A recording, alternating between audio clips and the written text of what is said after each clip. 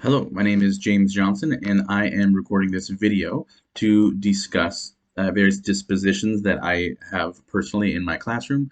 One that shows a disposition that supports my success as a teacher, a disposition that I show that I need to improve in order to be a better teacher, and then lastly, discuss what I believe a professional educator looks like and how they behave.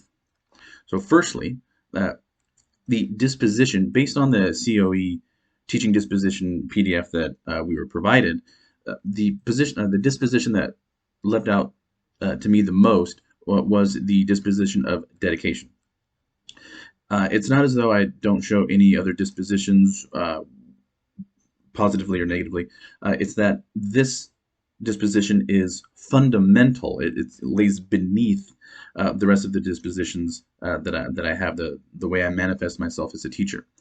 Uh, I am dedicated. I am committed to this profession because I believe that God animates each person just like Genesis describes. And if I truly believe that, then I have to act out that belief by treating each child as though they can learn and grow.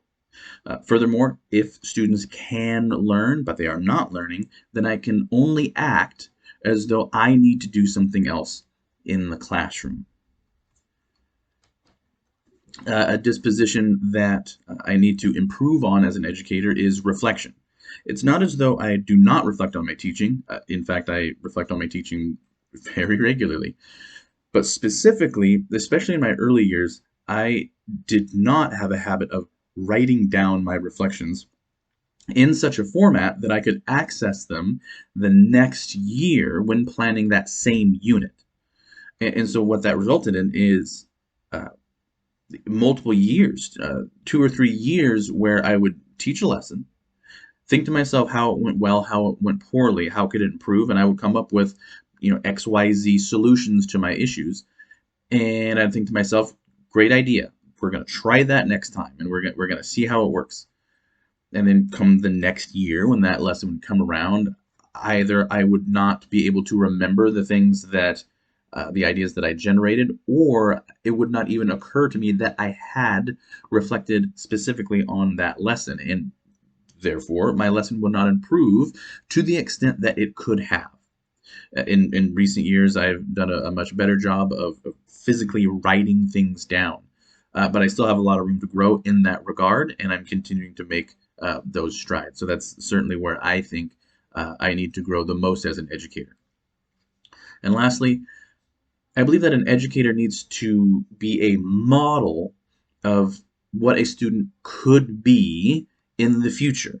I think that's one of the most important things an educator can be, a model of what they could be.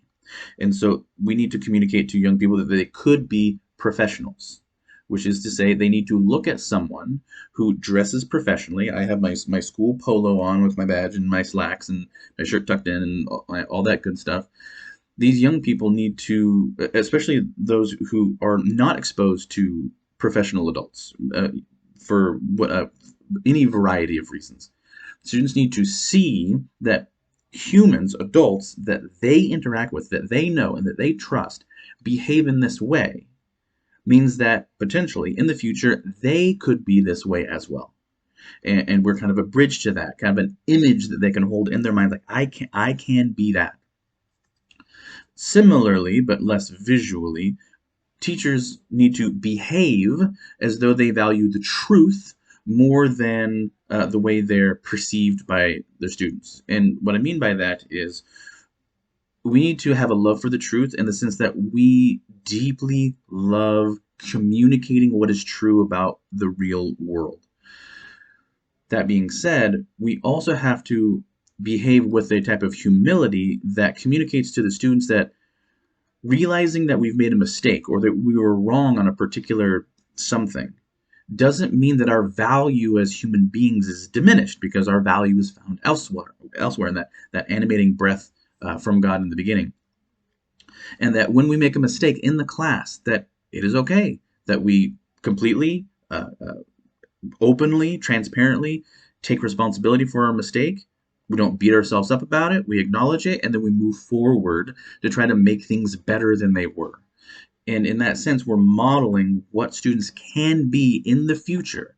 And so that when they have decisions to make, they have something to walk towards that is tangible and that they encountered in their youth. Thank you for listening. Have a nice day.